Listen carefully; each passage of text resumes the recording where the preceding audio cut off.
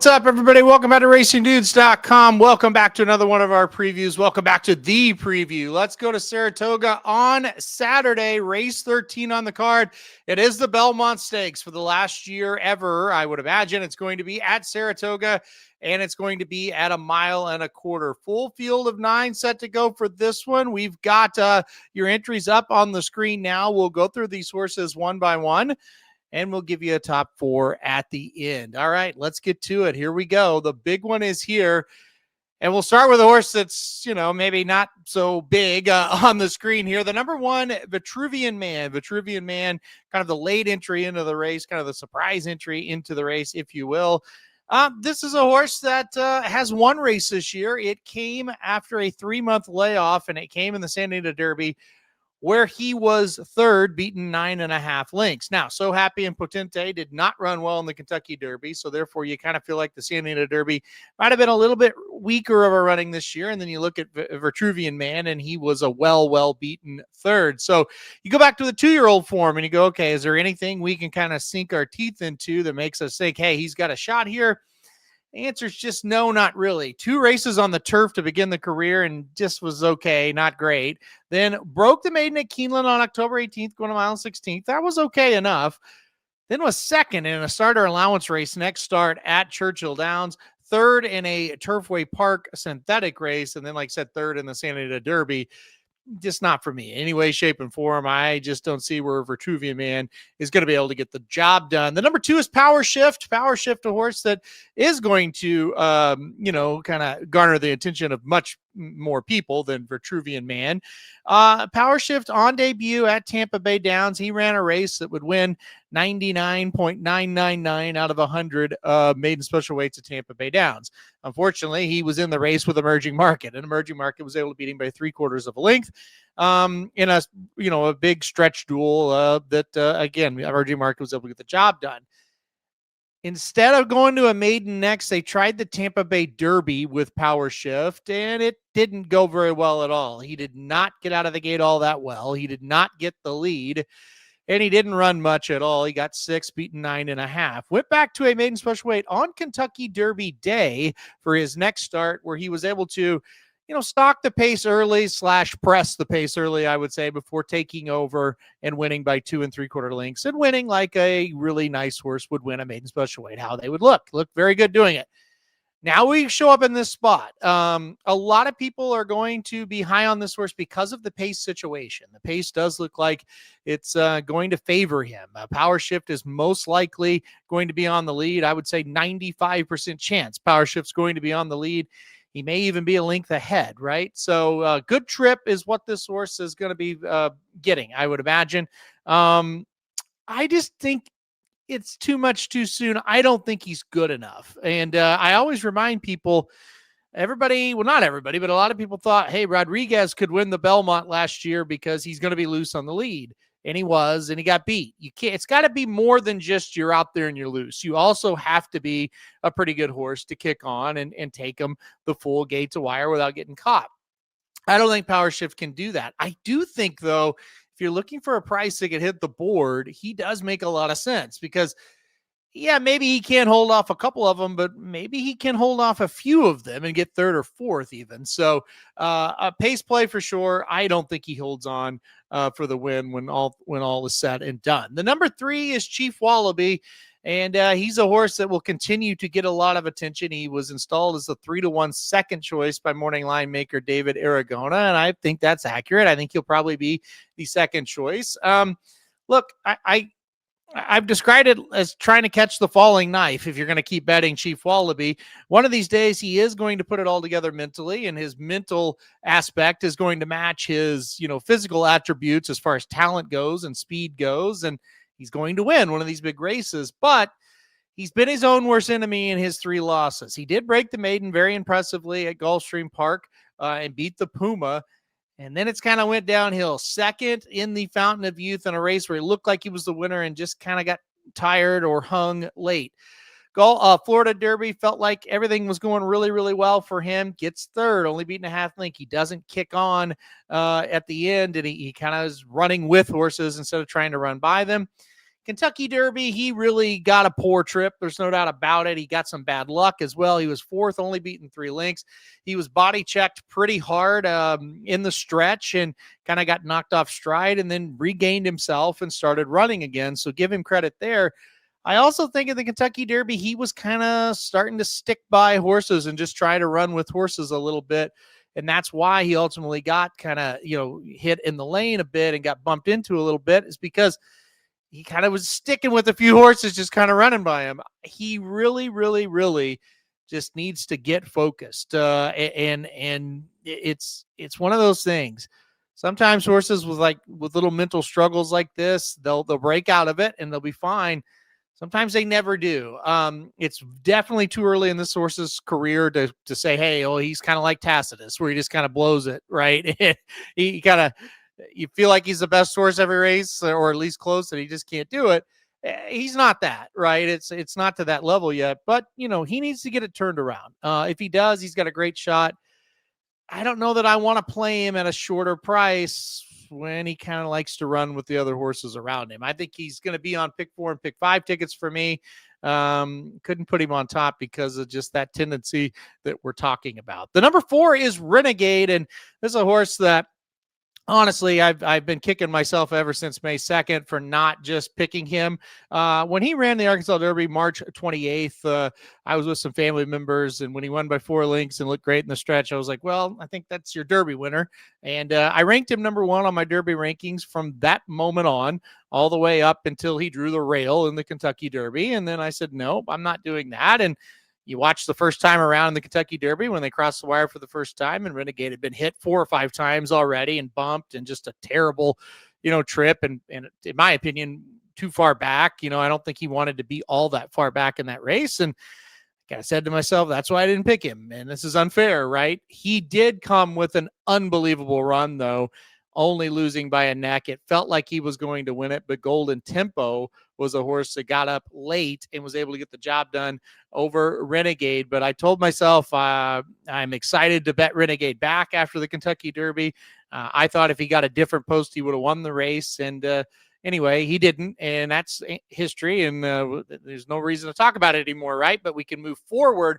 And like I said, I was very, very excited to see Renegade in this race. A couple of notes. There have been, in the last 5 years, 2 Belmont Stakes winners who drew the rail in the Kentucky Derby and did not win, and then did come back to win the Belmont. Dornoch was one. Mo Donegal was another. And honestly, Mo Donegal and Renegade kind of remind me of each other a little bit. So Renegade could be the 3rd in 5 years to break from the rail in the Derby and lose, but then come back to win the Belmont Stakes. So obviously I like Renegade quite a bit in this spot. I'm very excited that he gets a normal race here and we can see what he can do. The number 6 is Ottenho. Not a lot of interest, as in 0 interest for me in this one. Could he close and pass a lot of tired horses? And if there's a pace meltdown, could he hit the board? Yes, but that's probably where it ends for me. The number 6 is Growth Equity, and I think he plays a very important role in this race. Once the past performances came out, and I went back and watched the replays of Growth Equity, shouldn't he put some pressure on Power Shift early? I kind of think he will. I guess, I just hadn't realized that he's been up pretty close in all of his races. The Peter Pan, he was only 2 lengths off the lead. His maiden special weight at Aqueduct, only a length off the lead before taking over at the 6 furlong marker. I think he's going to sit fairly close to Power Shift. I think he's going to make sure Power Shift doesn't get just the absolute dream trip. Now, I think Power Shift is naturally a little bit faster than Growth Equity, but I still think Growth Equity could be the one to turn up the heat on Power Shift a little bit here in this one. I don't love him still. I think he is a little bit of a cut below when it comes to the better horses in this crop, but he's getting better. He's running better with each race. I think he's going to sit a really, really nice trip, just like Power Shift. I kind of came away after handicapping this thinking, man, you know what? If you want to play a double-digit horse, maybe it's Growth Equity. Maybe he gets a great stalking trip, gets first run on Power Shift, takes over. Maybe he gets beat from there. I think he is going to get beat from there, to be quite honest. But I kind of think he's going to sit almost as good a trip as Power Shift is going to sit in this race.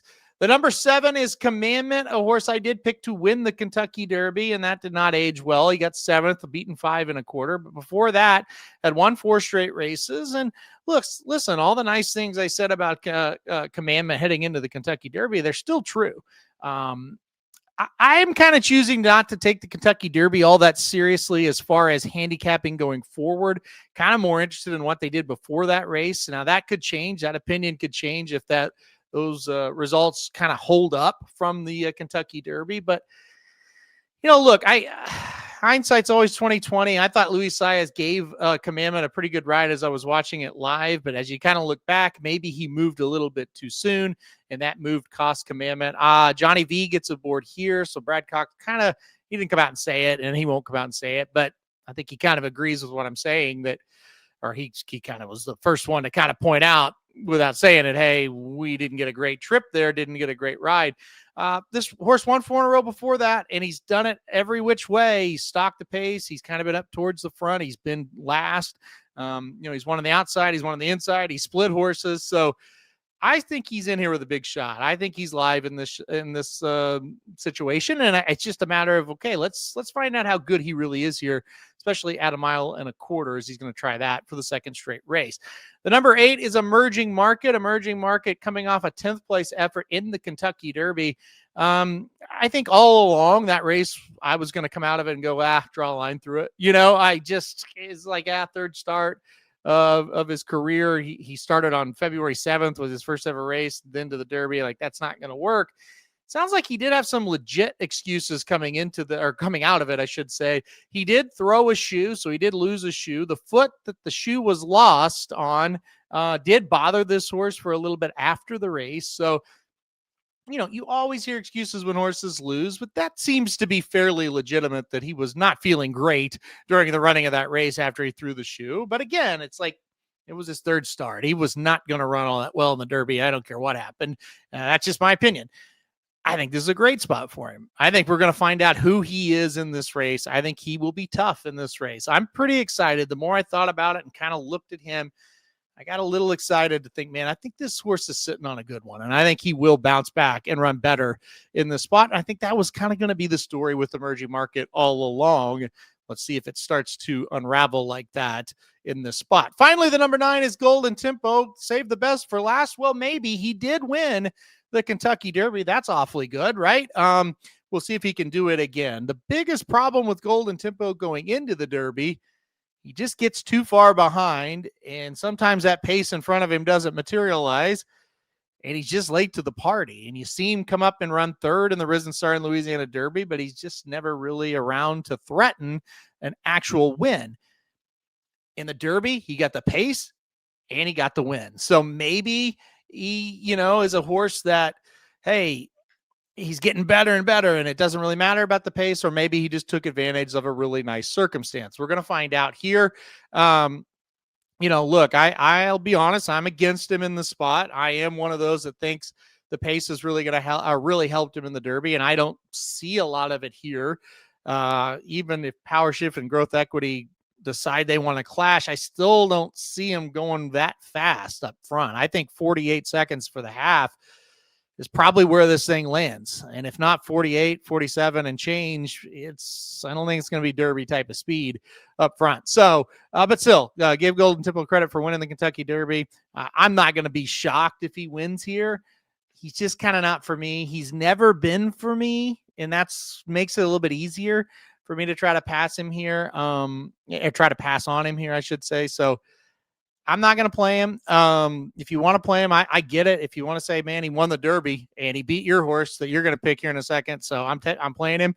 I don't really have an argument against it, other than just he's got to do it again before I really believe it. So, all right, guys, before I get to the top 4, I want to tell you about our friends over at MyBookie. MyBookie, most sports books, they really do treat horse racing like it exists 3 weekends a year, the Derby, the Preakness, and now the Belmont, and then it disappears. Honestly, that's why I like MyBookie. Racing is actually built into the platform year-round over at MyBookie. You can bet the big races, or you can bet just the daily cards here. Let's say you want to play Finger Lakes on a Tuesday. Well, you can do that as well, and you can even stream the races right there and you can look at the odds change, looking for value there while you're streaming the races. And if you're somebody grinding the races every day like we are, the rebates are a really nice bonus. Depending on the track, you can get up to 8% back on exotics, and that'll definitely add up over time. The other thing that's great about my bookie, it's all in one account. I can go from betting Gulfstream or Saratoga straight into the NBA playoffs, the NHL playoffs, Major League Baseball, without having to move the money around to 4 or 5 different apps. So if you're already betting horses or just looking for one spot that does it all, check out my bookie and use the promo code Racing Dudes when you sign up. One account, one wallet, horses, sports, casino, all in one place. All right, guys, let's get to the top 4 here, and we'll get you out of here. And I'm sure as you heard my preview, as I was kind of ranting and raving there. Number 4, Renegade for me. I have been waiting to bet this horse since the Derby, right? It's the Arkansas Derby. I've been waiting to bet him back. I wanted to bet him in the Kentucky Derby. He drew the rail. I chickened out, and even though I would have lost, probably would have felt better getting second, beating a neck, versus 7th, beating 5, like Commandment. But anyway, I'm ready to bet Renegade here. So I'm going number 4, Renegade on top. I'm excited to see what he does here. I'm very, very hopeful that he sits kind of that mid-pack trip. I do not think this is like a dead closing type of horse. I know he was last in the Arkansas Derby. He was only 4 lengths off the lead.